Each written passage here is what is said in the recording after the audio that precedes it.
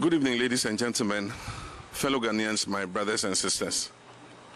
Let me begin by wishing you all Merry Christmas and a prosperous New Year. I'm speaking to you, my countrymen and women, today because I'd like to address a few of the issues that have come up since December 7th, following the election. On the issue of how best to proceed for me as a candidate, and I believe for us as a nation. Increasingly, many of us who are attempting to understand how the Electoral Commission arrived at the results of this last election are being advised to forgo the issue in the interest of peace. We're being reminded that Ghanaians are a peace-loving people, and Ghana, unlike many other nations on our dear continent of Africa, has not succumbed to war or been plagued with violence. As a former president of the Republic of Ghana, a country that I love dearly, I'm here to assure you that I know what it is to act in the interest of peace. I've always done so without reservation or hesitation. I know what it is to contest an election and to have the good people of this country choose my opponent to serve as their next president. I know what it is to concede. I have done so before. In 2016, when the election was not called in my favor, I conceded. I conceded in a congratulatory call to my opponent, and then not long after that, I conceded in a public address to the good people of Ghana. I conceded not simply in the interest of peace and democracy, but because I respect the will of the people. I did then, and I still do now. So when I say that I will not concede this election, please know that I'm not taking this decision lightly. Understand that it's not because of a desire for power, but because of a dedication to principle and a commitment to democracy. Based on the irregular and inconsistent results that were reported, I have reason to doubt that this election was not free, fair, or transparent. And without those fundamental pillars in place, how can any of us be sure that the results announced truly represent the will of the people? My brothers and sisters, I stand here today to remind you that Ghana is a peaceful nation, precisely because Ghanaians have always stood on principle. We've always fought for our democracy. Our forefathers and foremothers have always understood that without this basic foundation, whatever peace exists in our country will not be lasting. Whatever liberation we have as the architects of our collective future will soon be lost. Whenever we decide to take the easiest road, the first step is always surrender. And often the thing that we lose is the very thing that we value the most. The freedom that we enjoy today was not given on a silver platter. It came at a price. It came because our forefathers and mothers stood on principle. Our history books are filled with the names of individuals who refused to take the road that was the easiest or safest or probably the most convenient. They refused to surrender their ability to appeal for justice in a land where they are meant to have a voice and use it for the betterment of themselves and their children and future generations. All who fought for independence stood on principle to demand the sovereignty of this land that belongs to us, the people of Ghana. Indeed, Dr. Kwame Nkrumah once said, "Those who will judge us merely by the heights we have achieved will do well to remember the depths from which we started." There are many of you who are listening to me this evening who have spent your entire lives knowing only democracy. You know a Ghana in which every 4 years the citizens go to the ballot box to exercise their right to choose their leaders who they believe will serve their best interest. You know a Ghana in which the baton of power has been passed graciously and without incident from one party to another. A country with hundreds of radio stations and dozens of newspapers. A country where citizens can openly critique the performance of their elected officials. A country where they can protest peacefully and without fear of punishment.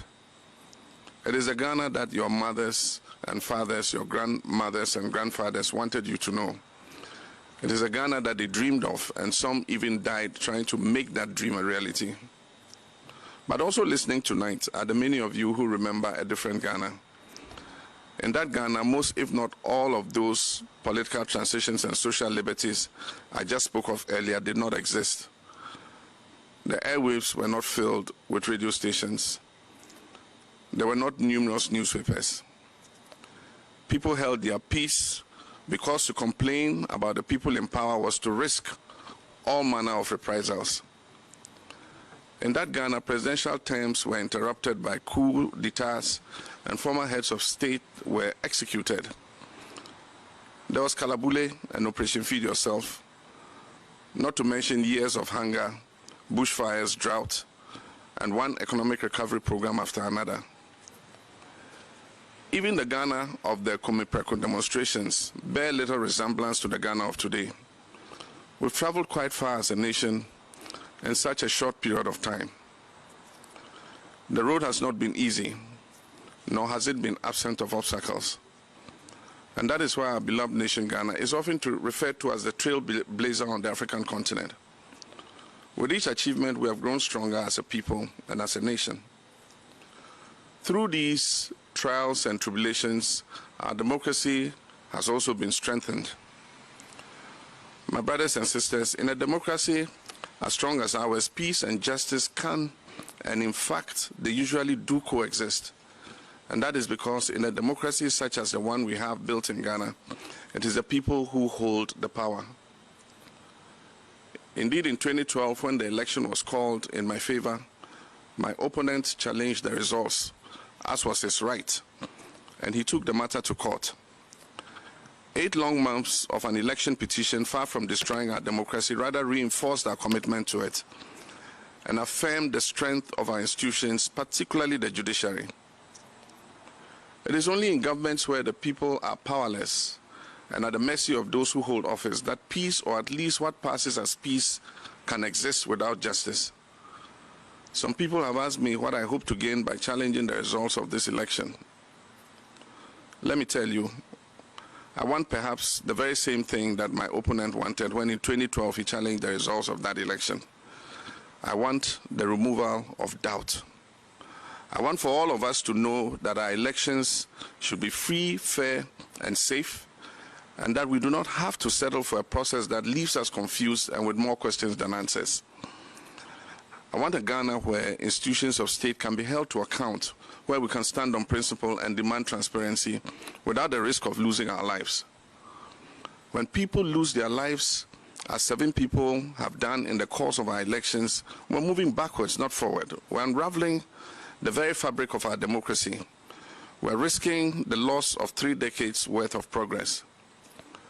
When today we see armed military and militia in our collation centers and election outcomes declared at the point of a gun, for us who have witnessed our country's journey through all its post-independence travails, we wonder if we have truly exorcised the ghost of our tortuous past. We must continue to be a nation in which our young citizens have faith in our institutions, trust the rule of law, and rely on the presence of peace because there is justice.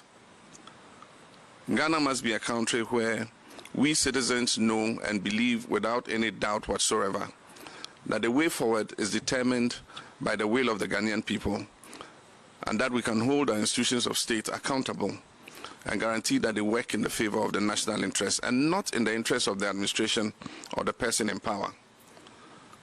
That is what I want. And this is why earlier today my lawyers filed a petition in the Supreme Court of Ghana challenging the declaration of the results of the December 7, 2020 presidential elections made by Mrs. Jean Mensah, the chairperson of the Electoral Commission. I've been compelled to do this because of her clear failure to act in accordance with our Constitution. I thank you for your kind attention.